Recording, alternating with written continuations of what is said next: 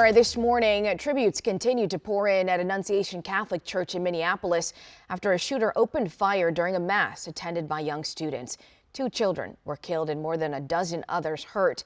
It's the 44th such tragedy in the U.S. this year. Beyond the heartbreak, the trauma for students, parents, and teachers can last a lifetime.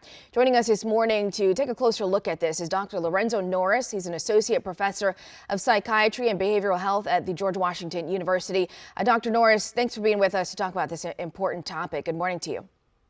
Good morning to you, and I just want to express my condolences to everybody in the Minnesota community that's been affected by this tragedy. My heart and prayers go out to them. Yeah, absolutely. We, of course, do as well. I want to start with the emotional impact. When we talk about school shootings, people who are directly impacted, right? Because these are becoming more and more frequent. What is someone who's directly impacted, what kind of a lasting impact does this have on children, on teens, and parents as well? Well, it can certainly have a traumatic and lasting impact. Children and those immediately impacted by it can experience symptoms of anxiety.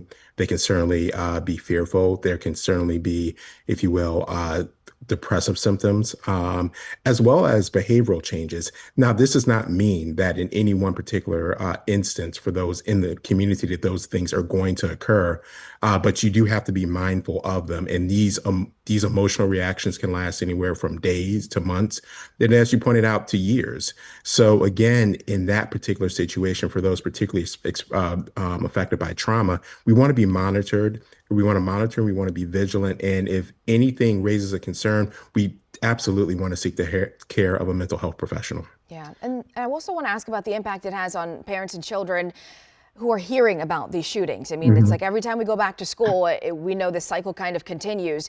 Talk about the impact on those people. Well, when we hear these things, it is particularly to our children, depending on regardless of age, this can be frightening. It can disrupt our sense of routine and control. And it is common for us to look for answers or to try to get that sense of control or safety back. And as parents, that can be an extremely challenging situation. I mean, I'm a parent myself. We're dropping off our children to school or we're going to church. And this can be extremely, extremely destabilizing because you don't have answers and you don't feel as though you're in control. And that's why it becomes even more important to have open conversations with your family, particularly with your children, regardless of their age, as well as being sure to validate what people are feeling so they can get it out and process it without trying to form a judgment or opinion. So you want people to express how they're feeling. And when you can express it or put it out there, that then gives you an ability to really start to further talk about it and figure out how you're going to continue to move forward with your life. Yeah, and we know there are so many levels and layers to this, people impacted, teachers as well, right? Talk about how schools can best support students' mental health, teachers' mental health after a tragedy like this. Sure. Again, probably, and I would defer to schools and their excellent counselors. But the biggest thing that they're likely going to do is first, they're going to likely validate the feelings of their students as well as their faculty or their teachers. They're going to make time to talk with their students as well as their teachers. And then also the other thing is that I think it's important that we reassure within where appropriate, when it is appropriate, that in general, schools are safe. This is a very tragic situation, but in general, schools are safe.